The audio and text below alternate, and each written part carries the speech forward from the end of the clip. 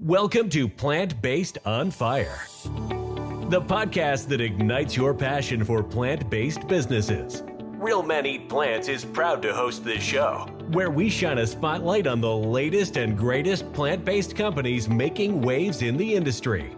From startups to established brands, we'll explore what sets these businesses apart, what challenges they've faced, and what their vision for a more sustainable and ethical food future looks like. So if you're hungry for some fresh insights, inspiring stories, and a healthy dose of entrepreneurial spirit, then join us on Plant-Based on Fire, brought to you by Real Men Eat Plants.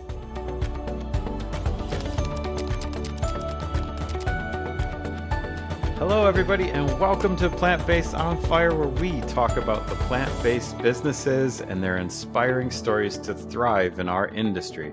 I'm your host, Brian, and joining us today is Carolyn Scott-Hamilton, aka the Healthy Voyager, a respected figure in the world of healthy lifestyle and travel, as well as a holistic nutritionist and plant-based vegan chef. And I'm so excited to have you on the show, Carolyn. Welcome. Yeah, thanks for having me.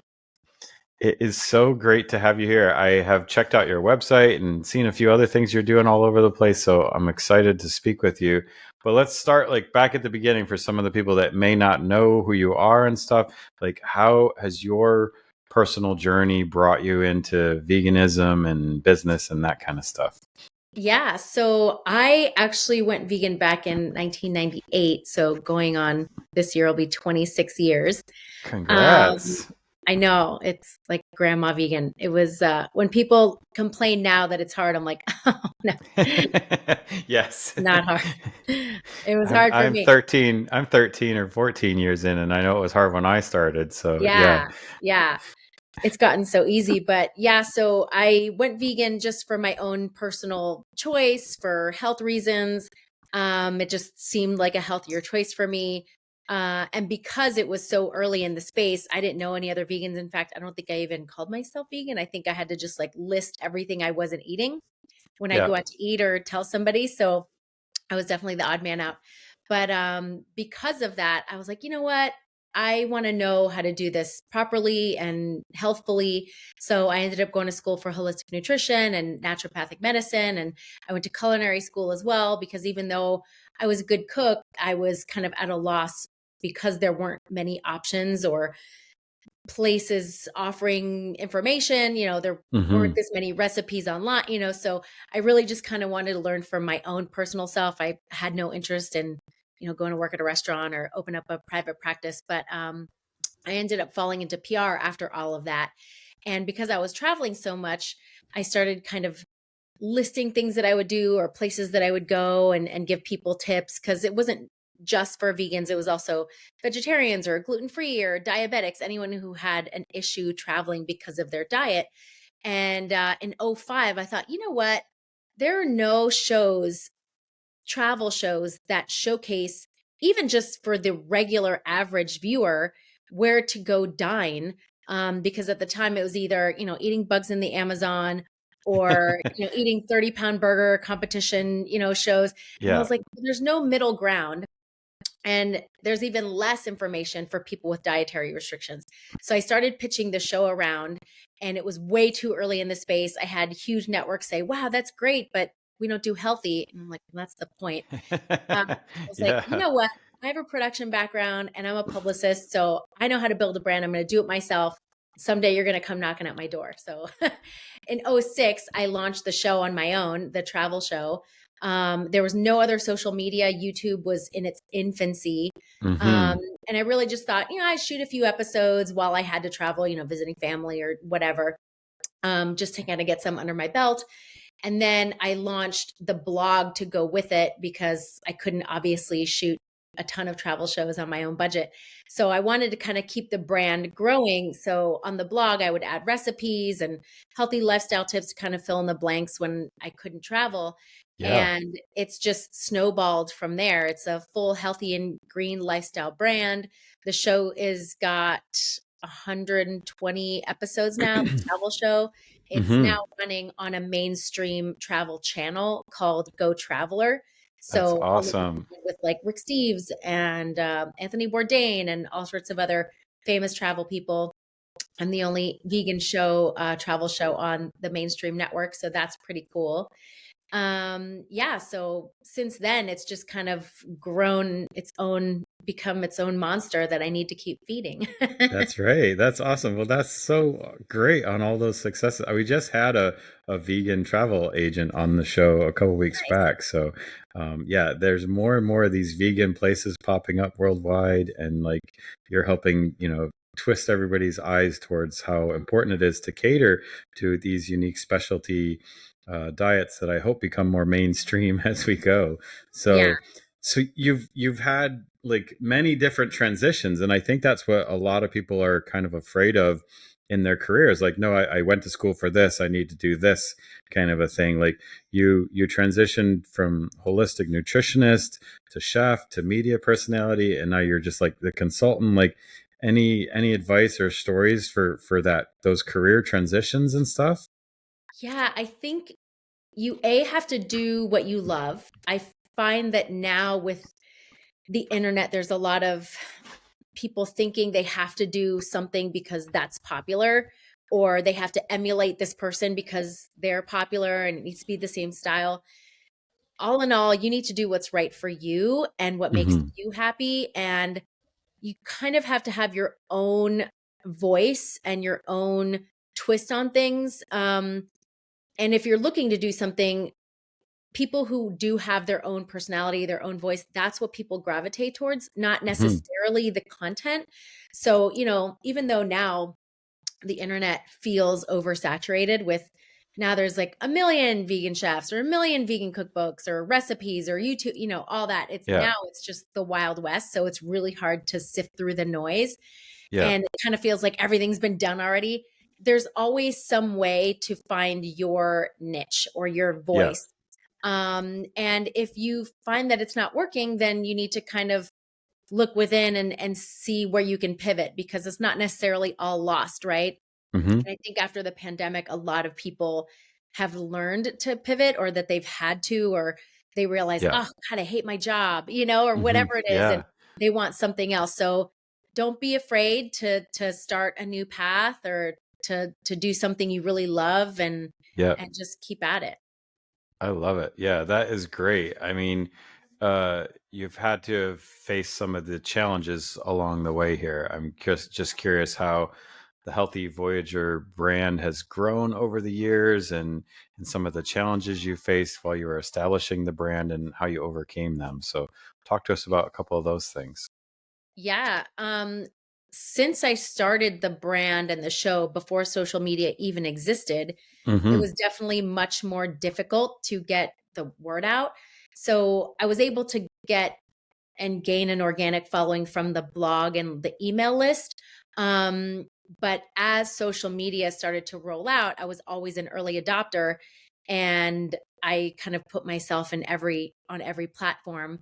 But it has been trial and error. And even now, it's difficult, because the algorithms are always changing, and, there's so many more people on the platforms now. So it is a constant battle to stay relevant, or to keep things moving, or say, oh my gosh, I hate this. I don't even want to do this anymore. I'd rather do this. So it's been a constant uphill battle, and being like, okay, I think I got this. And then something changes. Yeah. So I think that's just the name of the game right now, because it's so, even though it's been, almost 20 years, it's still in its new kind of adolescent, I think, Yeah. Yeah. era. So like, we went through some growing pains, and now it's just kind of like in this like middle ground, and it's got to figure itself out, kind of like the dot-com bubble, and then everything kind of figured itself out. So I think we're in that space now with social. But even outside of social, because of that, I'm fortunate that I have a bunch of other, fingers in different pies, Hmm. that are offline, that still build the brand. So, I do the consulting for restaurants and hotels and theme parks, and I've veganized a whole town, cruise ships. So I'm doing a lot of Those sound like that. some books that have to come out. Yeah.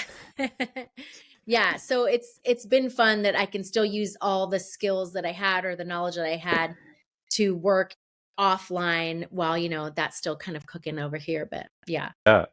That is awesome. I guess, as this is a newer podcast. I think we're on episode, it's around 40 or something like that. So we're establishing ourselves still a little bit Yeah. on that front. We have a network of podcasts, but like, what do you think is the secret with how you engage and grow your audience across all these platforms? Obviously, YouTube's the big one, but there's Yeah. Spotify, all of them. What secrets do you have for people that are trying to grow their audiences? I think be real. I think the people that are the most successful, and there are exceptions to that rule, but are the ones that are very genuine and have something important to say and come across in a very positive way, that are interesting. Um, it's a funny world out there because, again, I see a lot of people trying to copy other people, and I'm like, well, that's not going to work because you're not that person. You're you. So I think, again, people gravitate towards the people that are the most genuine, and of course, people also gravitate toward the most controversial, like weirdos. So it's one or the other. Either be like totally out of your mind or be real. I think anyone that's just kind of middle ground needs to find their voice or figure out a different path, on the platform. So yeah. Yeah, absolutely. I say it's almost being a little bit vulnerable at times too. Like say, hey, I need some help, and we're looking to grow this and all that stuff. So, and so you've done it all. So I just want to have you in my corner as a guide on all these journeys. You have a cookbook as well. What was your inspiration to write the cookbook, and what was that kind of process like? Yeah, I have a few cookbooks actually. The first one came out in 2011. I wrote it in 2010, and that was through a publisher. And that cookbook is the original Healthy Voyager's Global Kitchen. So it's recipes from around the world. Every chapter is a different country or region. So it's, travel mixed with traditional cooking, veganized. And then I put out the 10-year anniversary of that book in 2021. I updated it because so much has changed in the last decade. So I updated it. I added 25 new recipes. So it's fatter. There's more to it. It's more updated. And that one's available online, the Healthy Voyagers Global Kitchen 10-year anniversary. I've had a few smaller like holiday cookbooks. I'm working on some more kind of smaller bite-sized cookbooks that are going to come out soon. Yeah. That's very, very cool. I like to tell, like, I feel like so many Americans haven't even left the United States. So get out there and travel, people. But I find when I've traveled myself, like it's much easier to find a vegan food outside of America at times. I agree. So it's so refreshing. I'd say maybe Paris and France was challenging to a degree, but for the most part, I've been very successful in my travels internationally on the vegan diet. I totally agree. I find that there's kind of way better food outside of the US. Yes. We're still stuck in the vegan junk food. There are definitely places that have amazing food, but yeah, it's eye-opening. Yes, I'm in Charlotte, and I love to just sneak up to Asheville just because they have a vegan mecca up there for sure. So I totally know what you're talking about. All right, if you've ever wanted to show off your plant-based lifestyle and do it in style, here's your chance. We have some of the most amazing t-shirts, hats, accessories, coffee mugs, and more at shop.realmeneatplants.com. We have statement t-shirts that will bring a smile to everyone's face. I love the I Want Tofu Tonight tee. Plus, we have podcast tees, Real Women Eat Plants gear, Real Kids Eat Plants, and Real People Eat Plants, just in case men, women, and kids didn't cover it all. Yeah, we love you and love that you want to show off that healthy lifestyle of yours. Again, check out our high-quality gear at shop.realmeneatplants.com and enjoy. So, what advice do you have for entrepreneurs that are just getting started in this plant-based and healthy lifestyle industry? Like, they have the concept, they have the idea. What's the tips that you would impart on them as they embark on their journey? Definitely do your research, market research, especially if you're putting out a product or anything like that, or even online. You want to know who your audience is going to be, who your buyer is going to be. So you can't just throw something out there and just let it, float. Mm-hmm. So you have to know who your audience is, and then that way you can cater more easily to them and what they're looking for. And yeah, again, be yourself, be positive. I think the vegan world has changed quite a bit over the years. Back when I went vegan, the early stages, people would hear vegan, they'd be like, "Oh my God," like the knee jerk Yeah. reaction was like, "Oh my God, when are you?" I'm like, no, like I healthy and whatever, do what you're gonna do. I'm not gonna Yeah. preach. Yeah. So I think that's changed a lot. I think now it's become very much a part of the zeitgeist. It's kind of like, oh, what do you want tonight? Chinese, pizza, vegan, so Mm-hmm. it's kind of an option now. I think a lot more people are coming around to adding plant-based meals, leaning more towards plant-based. So again, I think the more positive the message, more bees with honey. So That's right. That's right. positive and know your market. What does the future look like? What are the upcoming projects? Is there anything that you're particularly excited about? Yeah. So yeah, the show's on Go Traveler, it's kind of like a Netflix for travel shows, but it's free. Mm-hmm. So you can download the Go Traveler app and watch the Healthy Voyager there. Um, there'll be a new season in a few months. Let's see, more cookbooks, more travel books. Also, there's a big thing happening that I can't say right now, but stay tuned. Tune back in. Yeah. Yeah, it's launching this summer. So stay tuned to all of my stuff because you'll know, but it's a big announcement.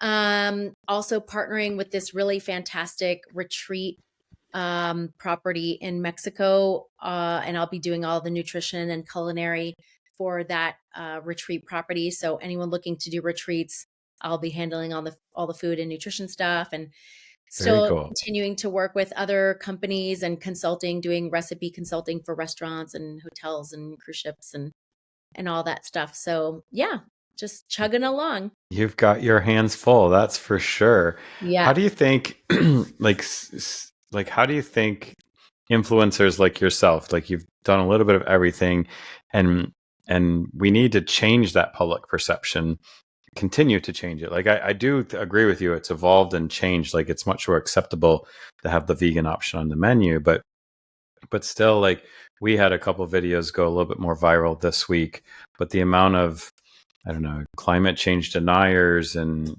hunters or whatever that commented and just created this discussion, this healthy discussion, but very, very animated discussion. Like, how can we, change that public perception about plant-based living?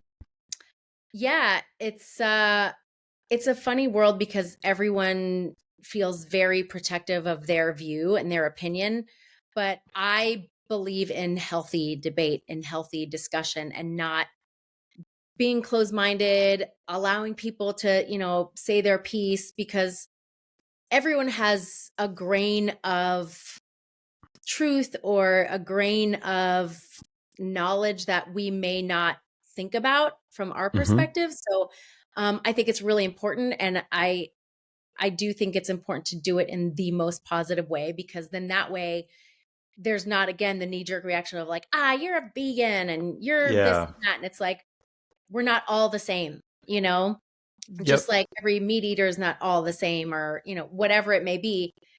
Everyone's very complex. No one's, That's right.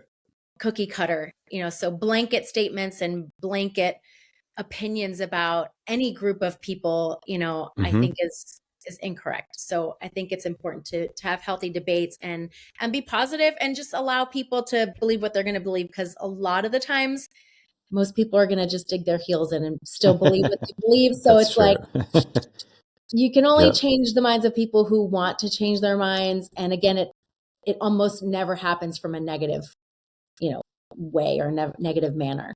That's right. That's right. Well, I'm curious, we have the travel, what was the travel thing again? The travel app we have to download on our Oh, Go TVs and stuff. Traveler. Go Traveler. So everybody Hmm. check out Go Traveler. Yep. But what can we do as a community to help you? And what are the best ways to get in touch with you? Yeah. Everything is on healthyvoyager.com. So Okay. there you'll see my weekly, travel articles, vegan recipes, healthy living. There you can see the travel show as well, all the old episodes, my old cooking show that I did for a while, my old podcast. There you can also find links to buy the cookbook and contact me for any services, be it nutrition or recipe consulting or anything like that. So yeah, that's the hub. And then on all platforms, I'm Healthy Voyager. So Instagram, Facebook, Pinterest, Twitter, I'm Healthy Voyager. Also LinkedIn, I think. And on YouTube, it's Healthy Voyager TV. Yes, that's awesome. So check it all out. Healthy Voyager. Thank you so much, Carolyn, for being here and Yeah, hanging thank out with us you. on the show. I hope you get to come back over the summer sometime and do the big reveal with us and Yes. tell us more about what you've got going on. So Yes. that is all the time we have for this episode of Plant Based on Fire. Thank you again, Carolyn, for being here and joining us, sharing your insights and experiences with our community. So until next time, everybody, keep that fire burning.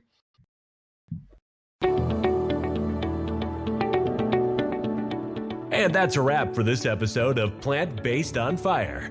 We hope you enjoyed learning about the innovative plant-based businesses we featured today and got inspired to support them on their journey. Remember, plant-based eating isn't just a trend. It's a way of life that benefits your health, the environment, and animals. By choosing plant-based foods, you're making a positive impact on the world and helping to create a better and more compassionate future. If you want to join the Real Men Eat Plants community and get even more resources to help you go and stay plant-based, check out our blog, podcasts, and 30-day challenge at realmeneatplants.com. Thank you for tuning in to Plant Based on Fire, brought to you by Real Men Eat Plants.